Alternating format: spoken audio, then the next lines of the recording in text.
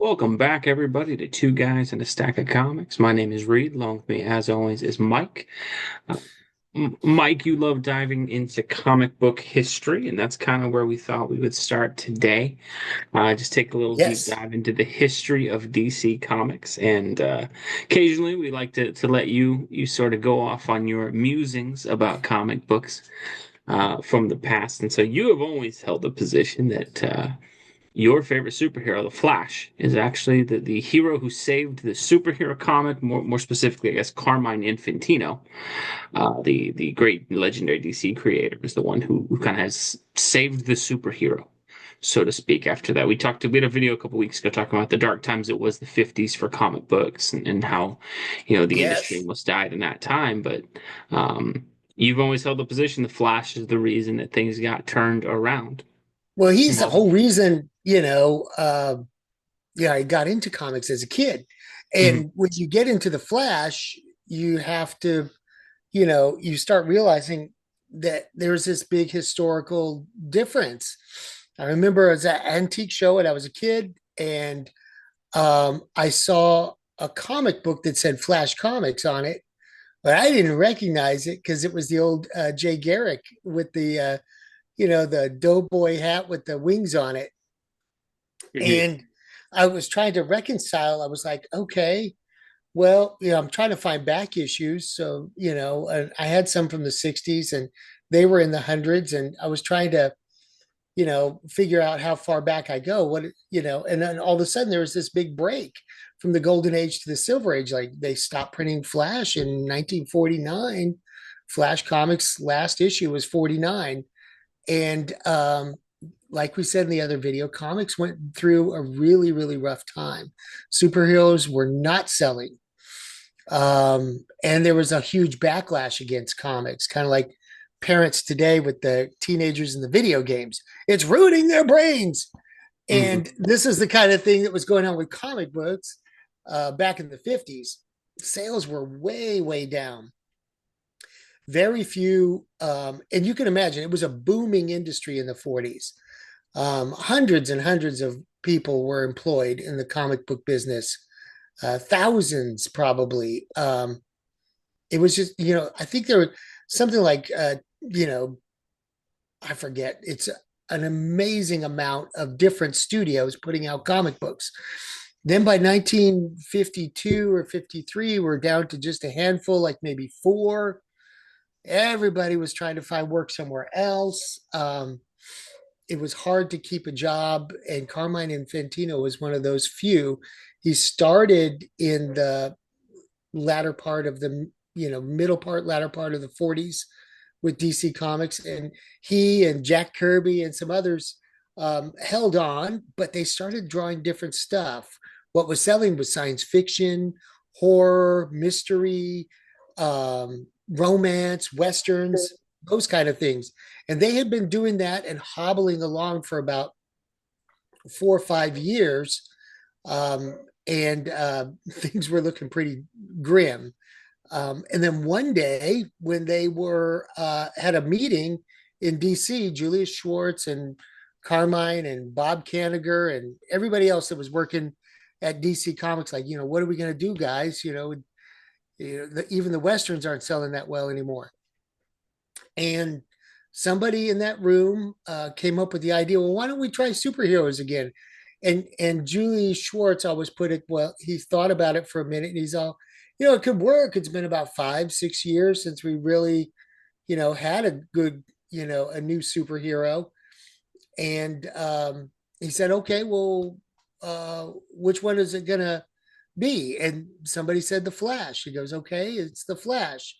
We'll go with the Flash, and Bob Kanigher, you're going to write it, and Carmine, you're going to draw it. And they were off to the races. And Bob Kanigher had been doing another genre that was kind of popular back then, war comics, which were his favorite. It's been reported that those were his favorite, him and Joe Kubert. But back to the Flash. So DC Comics had this tryout line of comics called Showcase, which you probably heard a lot about. And they were trying different titles. They were on issue two or three when they decided to go forward with the Flash, and they introduced the Flash that way in Showcase Comics #4, and that was in 1956. And it took a while to get the sales numbers back. In the meantime, he was on the cover of Showcase #8, and when they got the sales number back, there they were surprised. Like, this comic book sold out everywhere with the new design of the Flash in the skin tight suit. Carmine had to re envision a superhero for the modern age. And, you know, so many superheroes after him were, designed in that one piece suit, like Spider Man and everybody else. No cape, just sleek runner guy. Anyway, they decided to move forward with some more Flash. And he was on Showcase 13 and 14, and sales were going so well. They said, well, let's try putting out a book, his own title. And it sold really well. After a few months of that coming out, they decided that they were going to try and revamp Green Lantern. Sales were through the roof. And when they decided to put all the superheroes together, and Julius Schwartz takes credit for saying that instead of the Justice Society, like they had in All Star Comics back in the 40s with all the heroes, he said, let's call it Justice League. He said, kids don't understand societies. They understand leagues. It's like a baseball. It's like a sports team. A league they'll understand, he said. So they called it the Justice League, and comic books were back in business. And Martin Goodman over at Marvel got word of it, and they were almost out of business too. And he said, what's really selling again, boys? Superheroes. And by that time, he had had Jack Kirby join him. And there's a side note on what Jack Kirby was doing concurrently with those Showcase issues with Flash, because it was a toss up. What Jack Kirby was doing in Showcase to what Carmine and Bob Kanigher were doing with Flash and Showcase. But anyway, the rest is history. Martin Goodman told Stan Lee, go make some superheroes. And once they started doing superheroes at Marvel, comic books were back, baby. So, I mean, I guess what we could take from this is DC is actually responsible for creating the company As that overtook much as it. our Marvel fans, to their chagrin, it is really true. And it was really touch and go there in 1955, 56. They were really struggling hard. And, superheroes were not popular as far as they knew. But to Julie Schwartz's, to Julie Schwartz's mind, he was like, okay, say a kid was, 12 years old, their little brother was 5, and now he's 10 because it's 1955. Let's put out comics. Let's see if kids still like comics, the younger ones.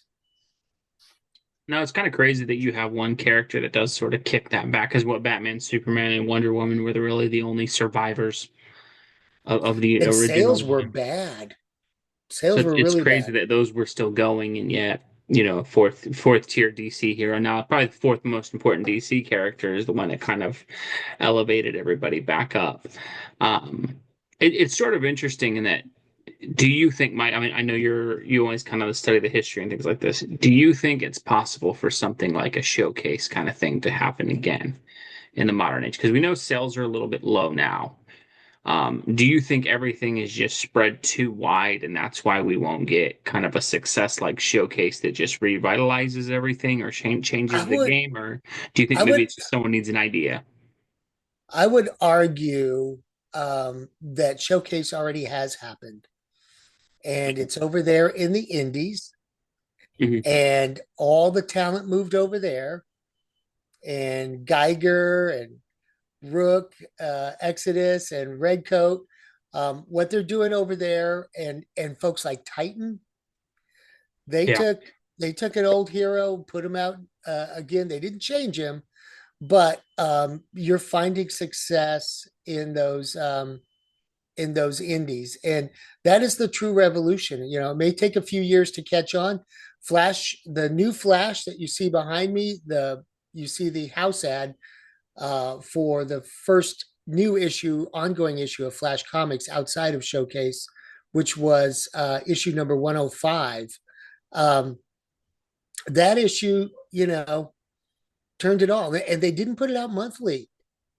They were unsure. They were really unsure. But we live in such a saturated world right now where you can't have just one of the big two put out something totally new and have it hit. I mean, it's questionable. I mean, could it happen? Yeah. But I think the revolution has already started over in the indies. I really do. And Yeah. it's sad for us DC and Marvel fans because, we want them to have another big hit too. But hey, you know, by all accounts, they drove a lot of talent away. Kind of Yeah, like what they had, kind of like what they did with Jack Kirby at DC in 1955. no, it is amazing how cyclical that seems to be in it. Like they pushed away Kirby and then, he came back and saved him. And then in the 90s you had where they kind of pushed the McFarlanes and then the Larsons and those guys, all the big creators away to Image and even like the new 52 guys like Johns and Fabok and all them, they pushed them towards the indie space. It really seems like the big two might be better off if they kind of had that mindset, like when the Flash got reinvented, as far as like a desperation of like, hey man, we got to get The this back. thing, the incentive part of that is not really there anymore, unfortunately, because back then those guys were, working to save their own shirts. There was nothing else for them to fall on, and it was a one-trick pony industry. But now, Infantino probably our would have big launched it two. as an indie book and got the Flash to, yeah. But now the big two, they're just idea farms. They get all the money from on high. They don't care about the sales.